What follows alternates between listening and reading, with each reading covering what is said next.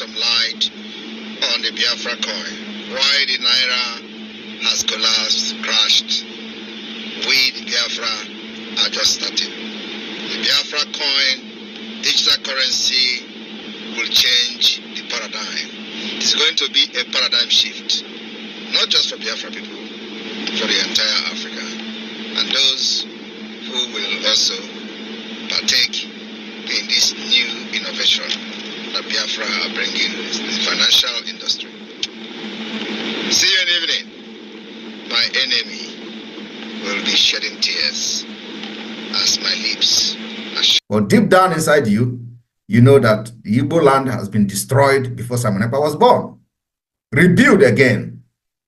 And again, the problem did not end.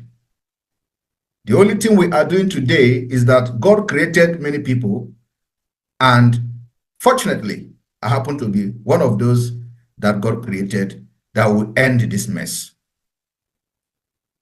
And that mess is actually ending. And I understand very well that ending this mess is not going to be very easy. It comes with price, which I am paying,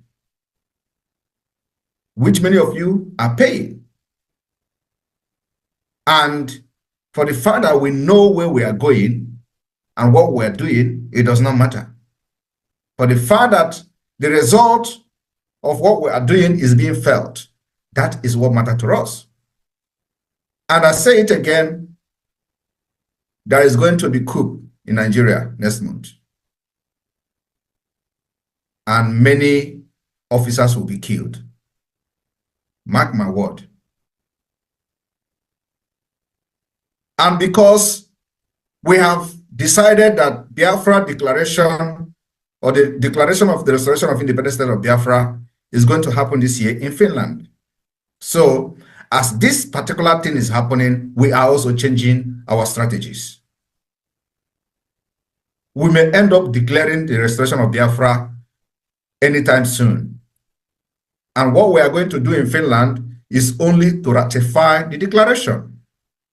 So as they are changing, we are changing. And I want everybody to understand, we are not taking any chances this time around. It's an opportunity we can never miss. And I'm telling you today that the reason why there is no coup at this point is because of this Biafra government. But you know, the Janjaweed can't stand what is happening. It is always their turn. It is always them that must control everything in Nigeria. Once it is not them, they can never be comfortable. Even as I'm making this exposition today, you know, usually the reason we make exposition is to truncate plans of the enemy. But as I'm making this exposition today, hinting of what is going to happen, they are still going to carry it. Believe me. That is how desperate they are. But the good news is that we are prepared. Whether they carry it out, it is for our own favor. Whether they don't carry it out, it is still for our own good. That's why you must support the Biafra government. If anything happens today, where do you fall back to? For those of you who think that we are joking, I want everyone to understand, follow what we have done since 2023, since the formation of the Biafra government. The army, Biafra Liberation Army and Biafra Resistance Fighters has been able to fight and fought in Olo, Kibwe, Were, defeating Nigeria army with all their sophisticated armor tank, including the robotic armor tank. All of them were decimated in Olo. And like I said, Mazen Nnamdi Kanu told us that Biafra will start from Olo, the liberation of Biafra. It is happening. They thought it is going to be a 1-month war against the Biafra Liberation Army.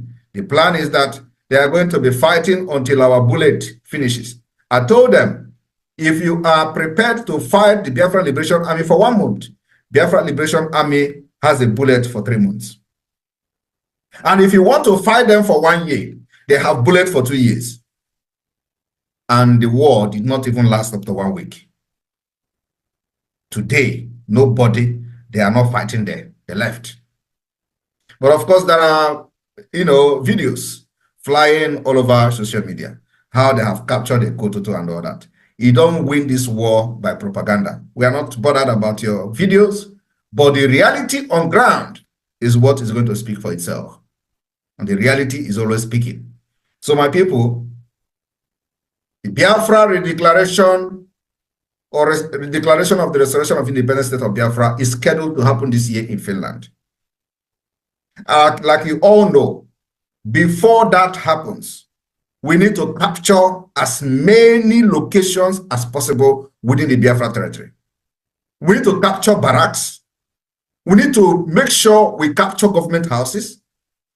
If we do not capture them, we make sure there is no presence of Nigeria security within Biafra territory. That is our target. For us to achieve this, we need fund. It is not by mouth. We need fund. We have the men. We have the weapons. We need fund to make sure that these weapons is sounding the sound of freedom every day.